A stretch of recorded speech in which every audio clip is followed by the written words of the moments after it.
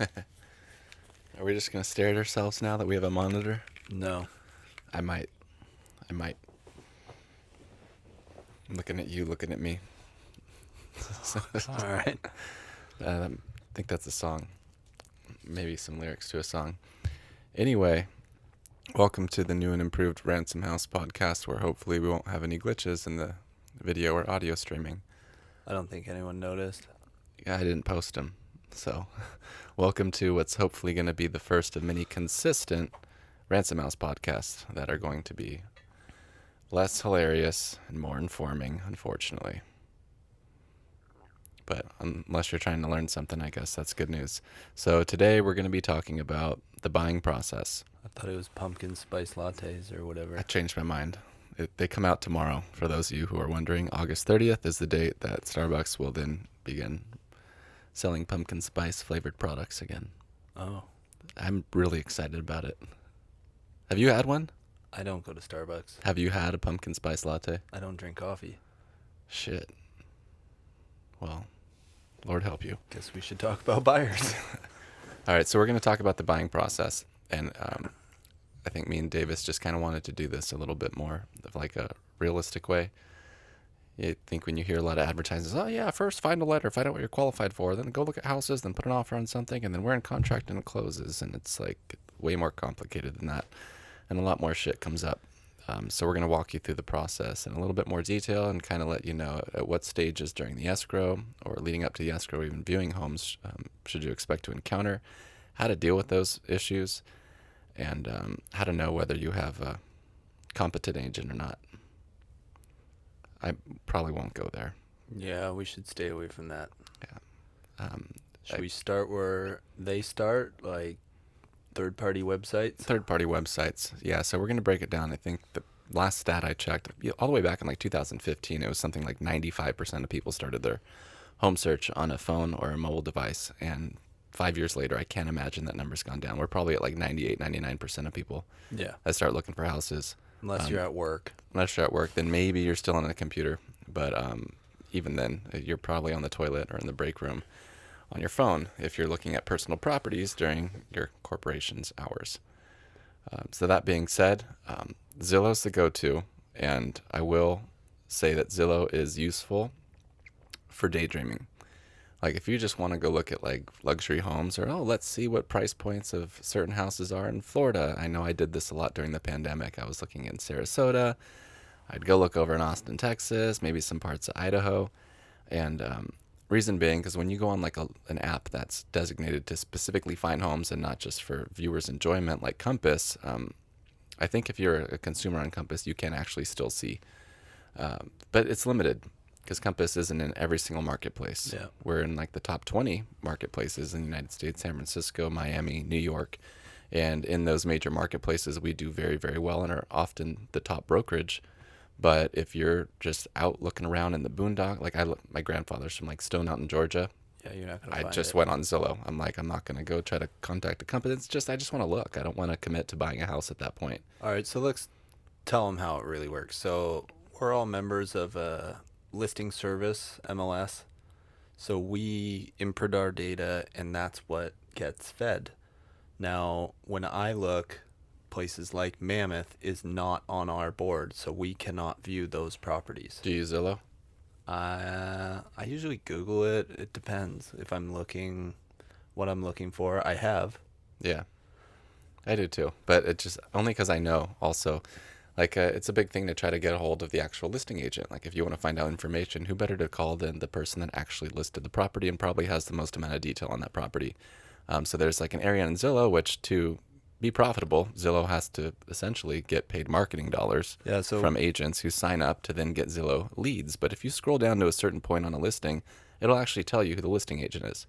Yeah, and it's confusing. Make sure you read that it is the listing agent, because sometimes they say like recommended agent or something. That's the person that's just buying leads. That Yeah. is not the listing agent. So on that topic, are you picking your realtor off Zillow? No, and sometimes if you accidentally reach out to that person, well, now you have to block them or else you're going to get a ton of emails with products and properties you may not even be looking at because now you've just red flagged a salesman to follow you around until you Tell them to screw blatantly off. say, screw off. Yeah. Yeah.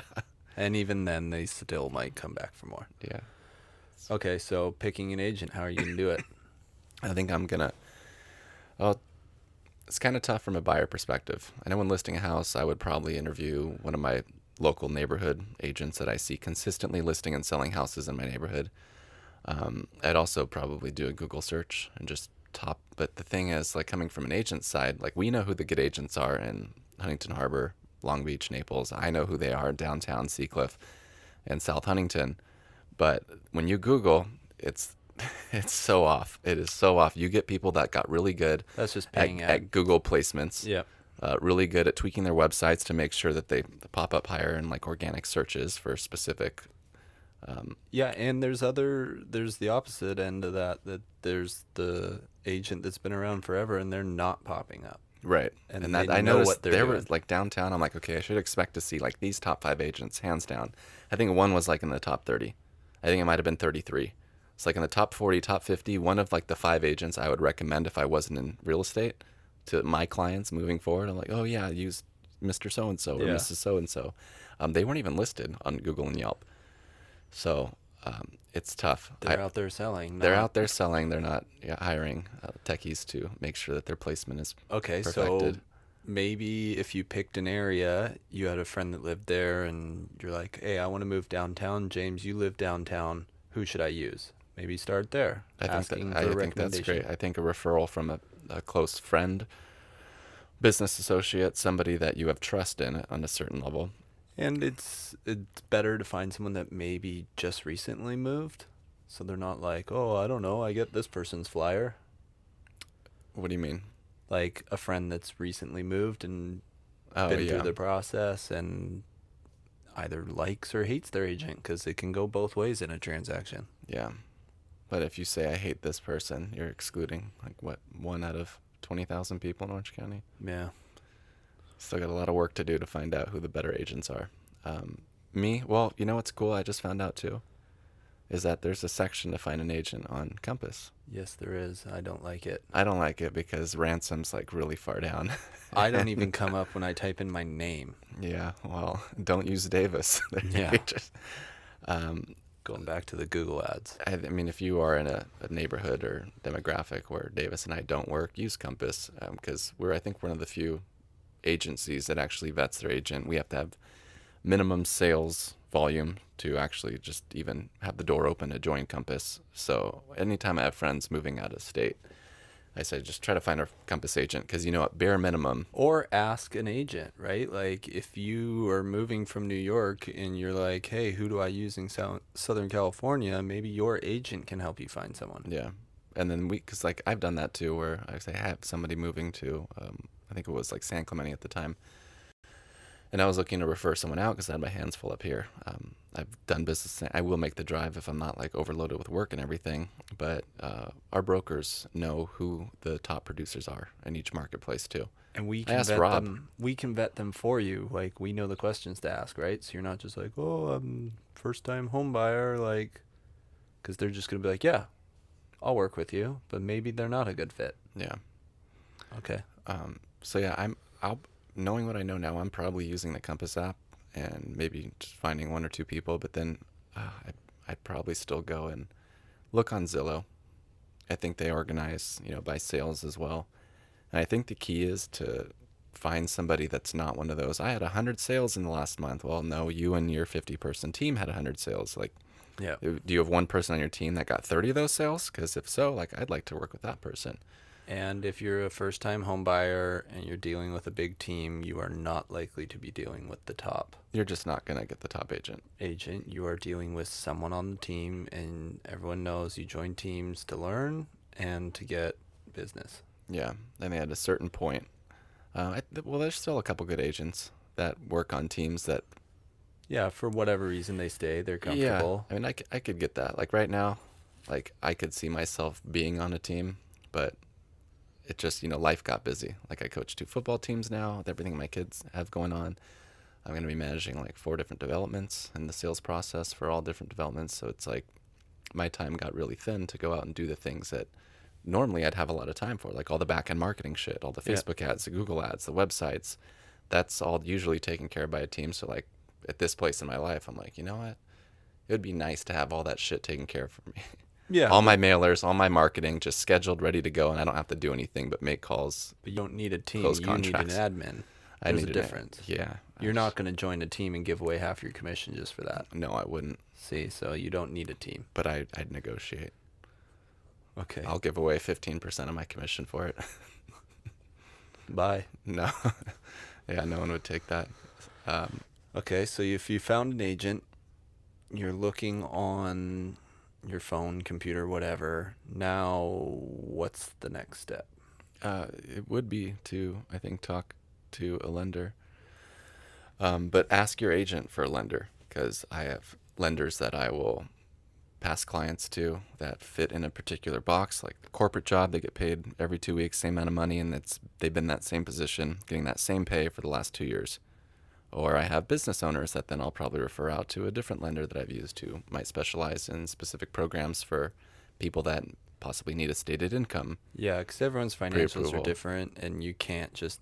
The loan process is the most complicated in the deal, like in terms of throwing a screwball at the deal. So make sure your lender's going to be paired well to close. Yeah. Like I have a lender that I'll specifically use for veterans.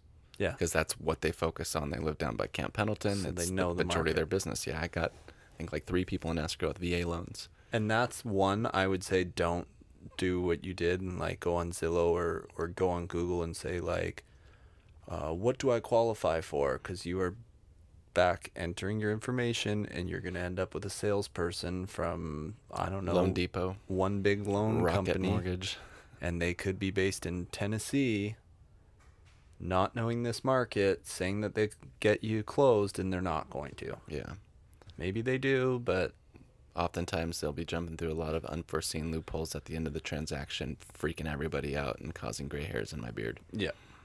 So, okay, we got a lender, we got a purchase price. Yeah, so now that we know what we're qualified for, I mean, maybe you're qualified for more, but you reel it back in because of what you're comfortable with as far as what's Or going like up. what we've had the last 2 years where everything's going over.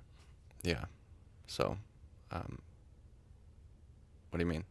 So when you're searching, right? Like if you're qualified for $1 million in the last 2 years, you can't be looking up to $1 million because those houses are going. Oh, I see what you're saying. So maybe set the criteria a little bit lower, knowing it's going to go 10% over ask. Yeah, and And now I set mine about 100,000 around the $1 million price point. Like I have a client right now that I just touched base with again after we kind of put our search on hold, looking up to about 1.1. I set it up to about 1.2 because you have a lot of sellers that are still aggressively pricing, thinking we're at the height of the market when things have calmed down. yeah, I always put a range in just because if you have a really tight budget, there's no point in going over and just seeing stuff that you're not going to buy. But in a situation like we have right now, for sure. Yeah, there's going to be negotiation, especially if they overpriced, which 90% of people coming on the market. And I just saw one over in 8th Street downtown, and it's like, I didn't look at like all the specifics of the home, but I can tell it's either late 80s or early 90s, which should be, if I had to guess off the top of my head, like maybe around 1.9, and they listed at 2.5, and I was like,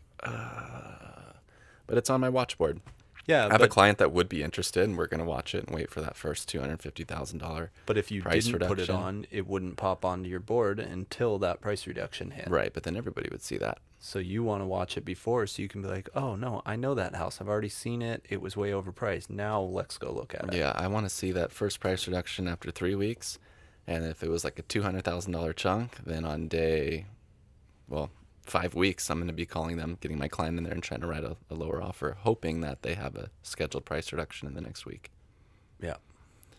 So we get access to try to negotiate a lower price point before everybody else has that same opportunity that possibly didn't look into it as far as we did. And what you're talking about there kind of goes into picking a good agent.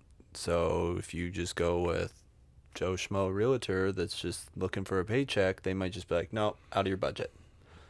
Or you won't qualify for this. Or we can put in an offer. But I think that's a great test. they're not going to get it closed, right? Like they might put in an offer when it's still up at 250 when you're like, really, there's no point. They're not going to take it. One day on the market, 250 under the asking price, you're just going to offend them. Yeah. So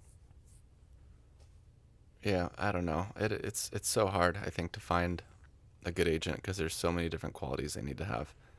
Like you have to find someone that can navigate that type of like you could have you and you could have Joe Schmo and you could have both you guys put in the same exact offer, the same amount of money under what asking price is.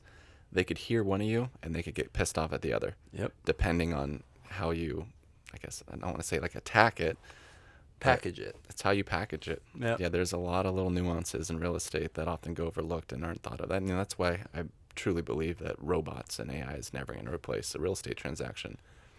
Yeah, maybe to a certain extent, which it is now with making things easier for the agent, but I don't see it going away because, everything's so unique. Like, okay, we were talking earlier about Zillow and pricing a home.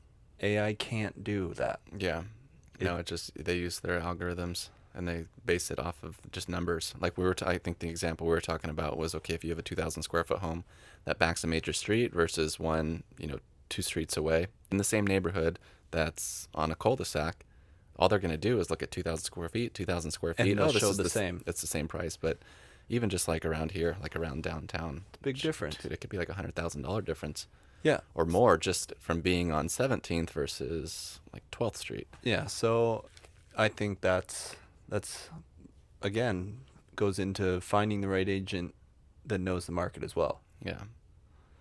So you need to know those little nuances within the neighborhood. If you're looking downtown and I'm like, "Hey James, I want to go live off 14th." You're going to be like, "Well, okay, why don't we go look at this one though?" I'm gonna say why. Why would anybody want to live on 14th? They're like, well, I just like watching Smith Elementary release at 3 o'clock, and I'm like, that's creepy, but you got a point. Let's go take a look at 14th Street. And I'm pretty sure you're Just not allowed to live by a school. yeah, right. Um, but 14th and obviously 17th are two of the busier streets downtown. Yeah, and looking at it from a map, you wouldn't see that. No, you wouldn't. So, and then also, someone from a different area might not know. A lot of the streets have stop signs every intersection. Some don't. Like, so you got to make sure you're on one of the quieter streets because they go for a premium down here. Yeah. Or ones with stop signs near them, so traffic's not flying through and around. Dude, there's so many accidents downtown. I almost got in like probably 10 accidents right when I first moved to Huntington. Yep.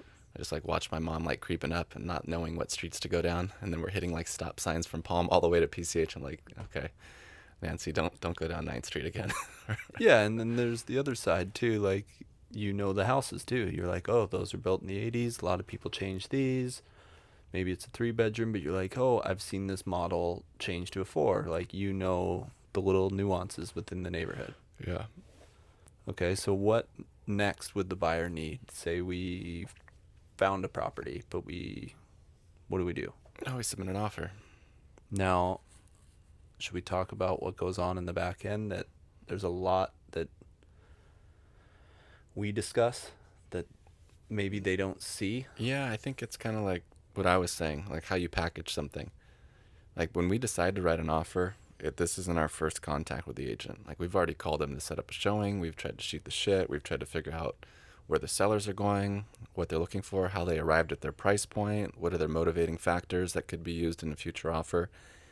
And not to be like manipulative, but a lot of agents like will give away a lot of information that could help you, not necessarily screw them over, but just well, they haven't selected their property yet. Perfect. How much time do you have left in your rental? Oh, you have 2 more months left. Cool. Let's give them a 30-day rent back. And Yep. let's, in this market now, it's like they can pay for your mortgage, insurance, taxes. But let's just give them the option to stay there so they don't feel forced out. Like that could go a long way. That could equate to tens of thousands of dollars off an offer price if you're willing to work with them on, I mean, let's be real, like time and stress are very valuable Yep. or lack thereof. Yep, for sure. And so if you can take some stress off someone's plate because they have a family and they don't know where they're supposed to go, like sometimes no amount of money can coax that person to get the hell out in 21 days. No. So, there's a lot of those conversations going on before an offer is even submitted. Yeah, and if you think your agent's just writing the offer and waiting for their check, like if that's what they're doing, like you chose a bad agent. But Yeah. there's a lot that goes in the background, like what you just talked about, and then Once the offer is submitted, you still have negotiating after that. So there's still, I guess, relationship to keep going with the other agent and with the seller. Like, you don't want to have any animosity in the deal, because that's when it just, Yeah. petty little fights turn into big dollars. Dude, that's a quality I pride myself on, is being able to deal with assholes without being an asshole back. And my wife's watching this, calling bullshit. Bullshit. He's a dick. He But means at work. at work, oh my God, you could be screaming in my face and you won't ever hear me raise my voice or anything, because I don't want that person to not like me. Yeah. We might have to do a deal. I had to text an agent this morning and I saw the name and I was just like, fuck. Hey, so and so, how's it going? Da da da da da. And then just, Yeah, you and know, like when I started in this business, I was like, there's no point in burning bridges. Like, no way. I will have to work with a lot of agents throughout my career that I don't like, but why be rude to them? Or You can't. it's just, there's no point. Yeah, I think a lot of the agents in, like, I guess my age range, like back when there was a couple bigger heavy hitters around like 92648, a lot of them moved on or some are retiring.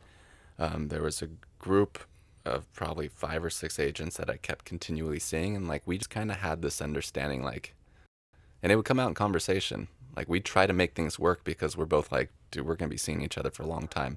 This is not even close to the last time that we're gonna have separate clients, looking to complete a transaction together. Yep. And so we try to get along as amicably as possible. And that doesn't necessarily mean, my mom used to tell me, you get more flies with sugar than shit. Yeah, for And sure. does that work out, like, logically? Yeah. Okay. Well, I mean, and it's true. Like, I'm always nice to people.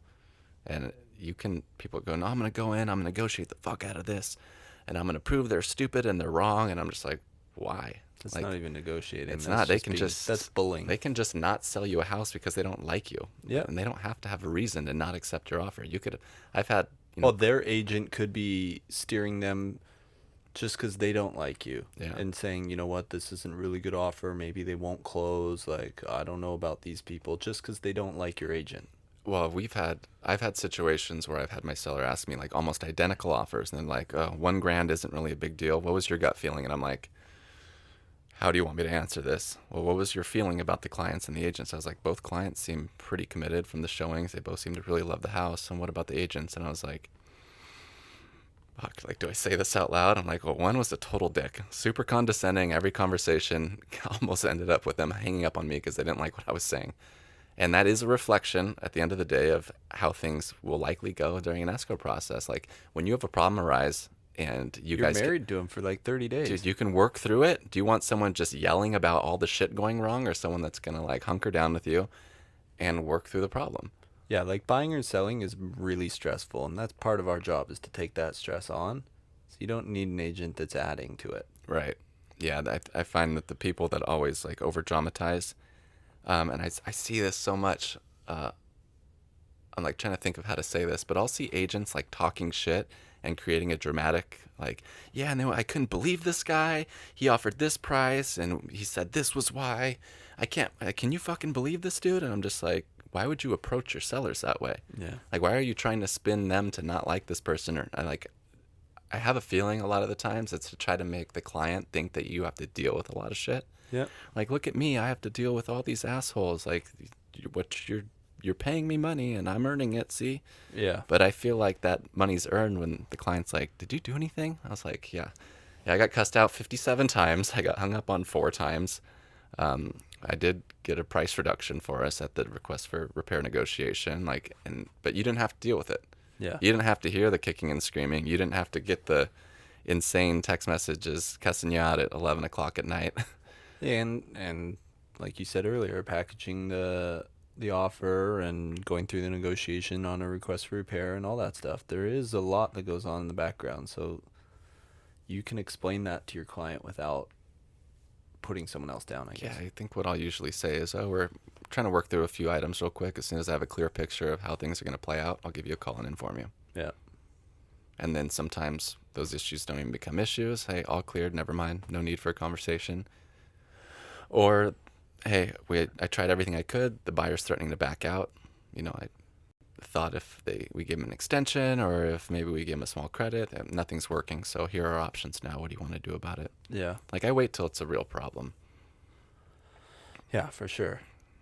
Um, Next, so offers accepted. Now what? Offers accepted. You had a good agent. They did their job. We're going to start with doing our inspections Immediately. immediately. Even if we have 7 days, if we have 14, we're not going to wait till day 5 or day 10 because one, we have to find a time that's going to work for everyone's schedule. Like it may not be for the first. If you start the second you get an accepted offer, you might not have your inspection for 3 or 4 days. Yep. Excuse me. And if something comes up, and I guess let's just tell what your general inspection is. You hire a home inspector, they go through everything, and they're just like, here are areas of concern. I am not a plumber, but this doesn't look right. You should probably hire a plumber to come look at this. Yeah. I'm not a roofer. You should have someone. So if you wait till the last day, you can't get those experts in to get real quotes. So you don't have a clue if the roof actually needs a full new roof or if it just needs repair in one spot. Yeah. But so what are the major inspections that you do with your clients? Like Sewer, I do like a home inspection, just an overall, and then I always upgrade to sewer scope because I've found, I think, one that didn't have a problem. oh really? Yeah. Well, Of it makes some sense. There's a lot of 60s and 70s homes in Huntington. Yeah, and just there's always a problem. Sometimes it's easy, like, oh, it's a little backed up. We should just have it cleaned out. Or sometimes it's like I had one that was completely crushed and basically just leaking into the yard. Hmm. Sounds inexpensive. Yeah, they had to trench the side of the yard and put a new sewer in. Jeez. So So you these are do things you want to know before you move in. so general inspection. You get your sewer scoped. Seller will oftentimes take care of the wood destroying pests / termite inspection. Yeah, and that's another thing. Like some lenders don't want to see that on paper. They want to see it after because they don't want to complicate the loan with it. By saying that you need Section 1 termite remediated before they'll lend on the property. Mm-hmm. So if it's in the contract, they sometimes demand to see it before they close. So if it's not in the contract, they can't ask for it, and then you just kind of do it through a request for repair. Yeah. So termite, sewer. Do you get a plumber out? Only if the general inspector says you have drainage issues or small leaks. There's always plumbing issues. There's always electrical issues. There's always something on an inspection report. Yeah. So it depends. Like I've had clients that fix everything themselves, and it also depends on the seller. You should know by then if they're going to fix anything or not. Yeah. So if you know they're not going to fix anything, then I would probably go a little heavier on inspections to know what you're getting into if you're tight in budget. If you know that they're going to fix some stuff, you just take it off the general inspection and say, oh, please fix item A, B, C on the report. Yeah, I think one of the more common ones that I've been putting in, or like not really mandating, but telling my clients is more necessary is like a roof inspection now. Yeah. I feel like those have caused for me the biggest problems over like the last 3 years with purchasing and selling. And are you having the home inspector do that or a separate roofer? I bring in a separate roofer. Yeah, well, he'll give me a general idea. So the home inspector I use, like, I've learned a lot from him. Like, I know that when you can start seeing like white patches that are almost a little reflective, that a lot of time that's from the asphalt coming off. And you now have exposed fiberglass, which when is exposed to sun, wind, rain, all the elements, deteriorates ridiculously quick. Yeah. So like if you see fiberglass shining through and you have a little bit of that reflectivity, you max probably have 5 years left on your roof. Yep. So at that point, yeah, start getting quotes. Either look for, a seller to potentially split a portion of the cost with you or have them pay for a roof service. But even then, you're just kind of delaying the inevitable if a roof truly is that bad. Yeah, and even with tile roofs, I saw one that's actually under construction still, and they just painted it. So it Yeah. looks like a new roof. Were you telling me about this? Yeah, and they Like ripped a up week a ago? section of it because they had to patch like a wall and put in a window. So they ripped up a section, and there was no paper underneath, like the actual waterproofing to a tile roof. Nothing. There was nothing. Just straight was to all wood? it was all shredded. It was gone. So they painted the roof. They obviously didn't take all the tiles off. So in that small section, it was missing and all ripped and just destroyed. The roof's probably, that house I would guess was built in the late 60s. Yeah. It's probably the original roof. So yeah, you don't have broken tiles, but the tiles aren't really sealed. Water can still get under. That's why you have the waterproofing underneath. Yeah. Um, So so you have everything figured out about the house, and now it's time to enter, I think, our last negotiating point during an escrow, um, the request for repair. So how do you typically go about these? Say you have a list of 10 safety concerns and a handful of just dumb shit. How are you going to approach that as a buyer's agent? so I always tell the clients, like, contracts are written as is. They don't have to fix anything.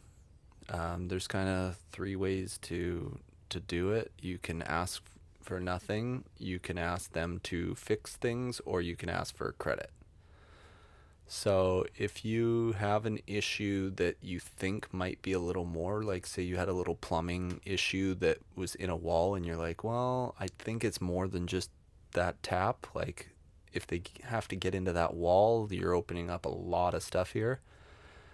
That might be one you want to ask for them to repair. Because when you ask for them to repair, say just change that tap. Well, if that tap had to change the whole pipe, that's on them because they're supposed to fix it.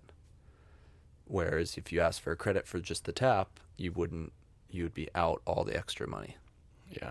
So I look for things like that, and then you decide if you're going to go credit or repair. I typically, like if I was buying, would go credit Yeah. because I would rather have my people that I trust do the repair than just whoever.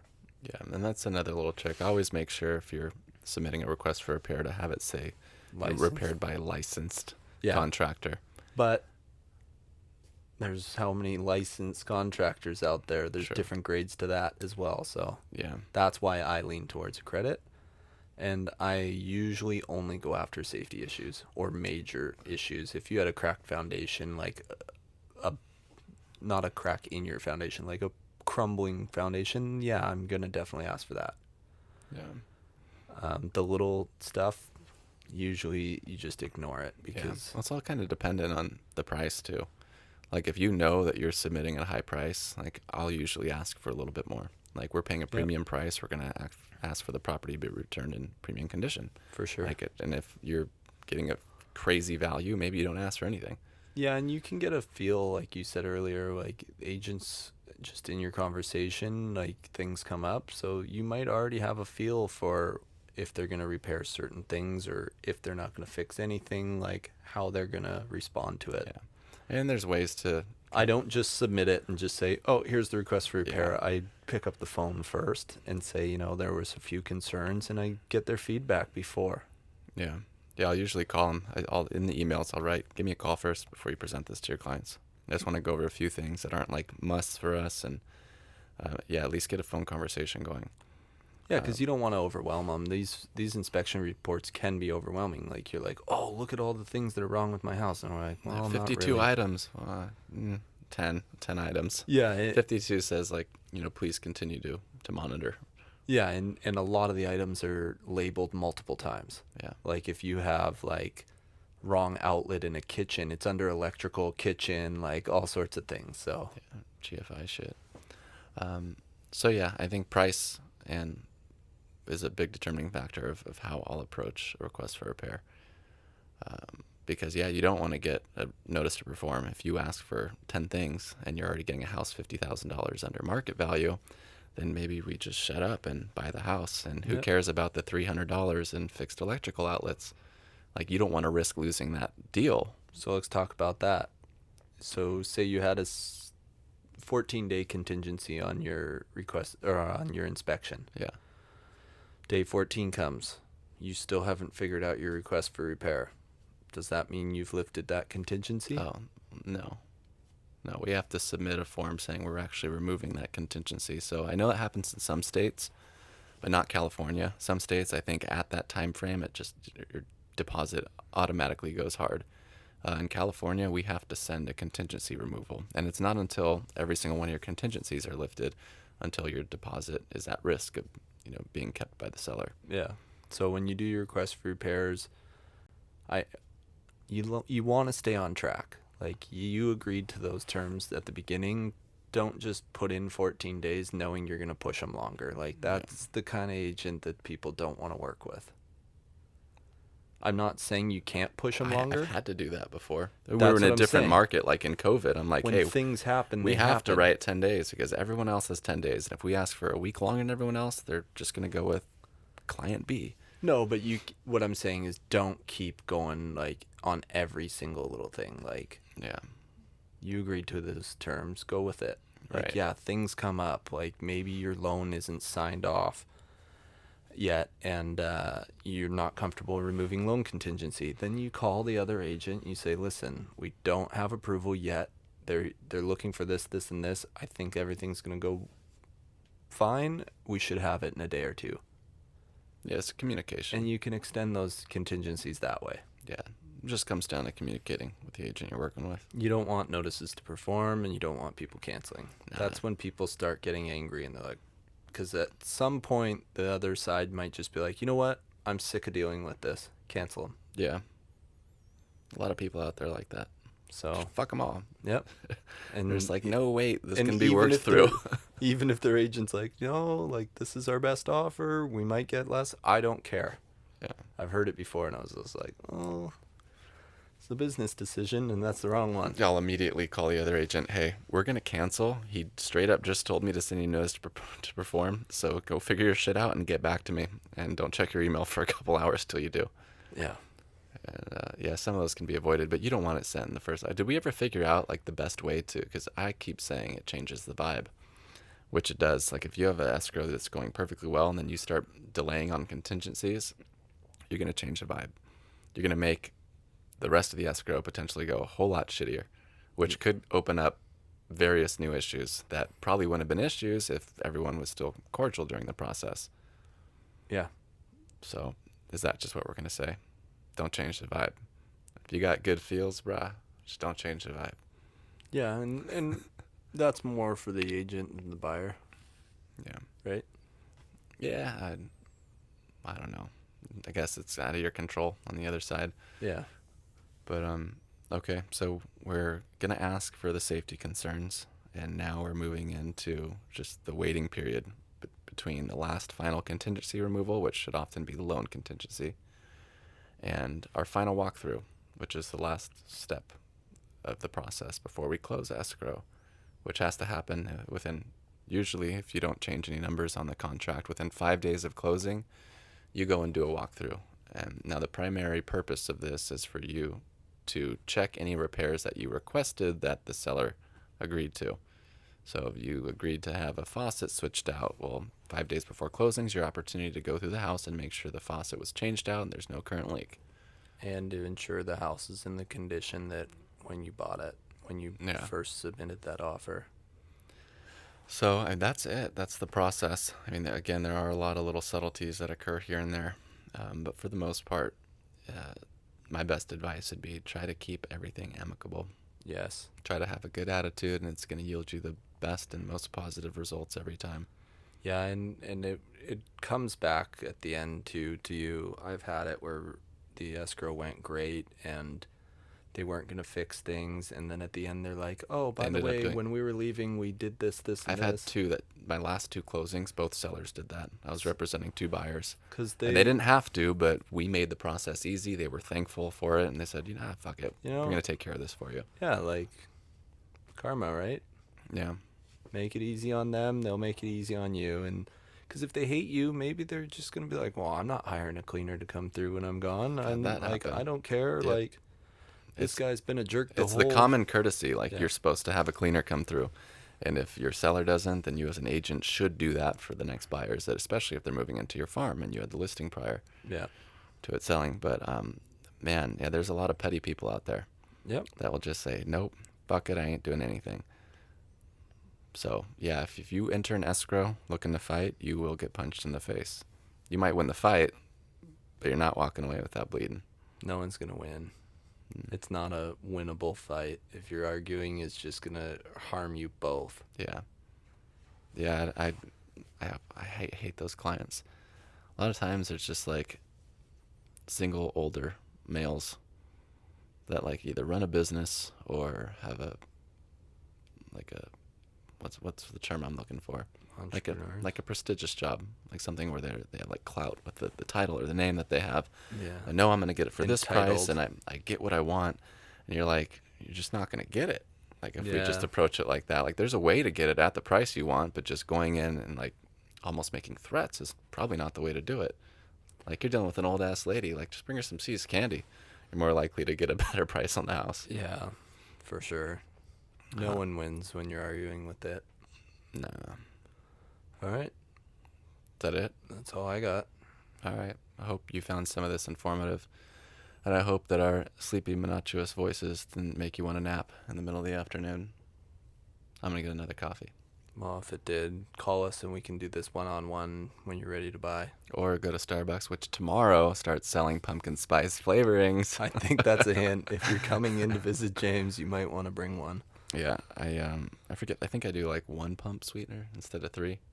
Still super good. I don't know what you're talking about. I'm going to bring you one. Will you sip it? Just taste it. No. You won't even taste it? I don't need to have pumpkin spice. It's not you don't need a chair, but it's better than kneeling all day. I guess. I'm going to bring you a pumpkin spice latte. All right. Till next time.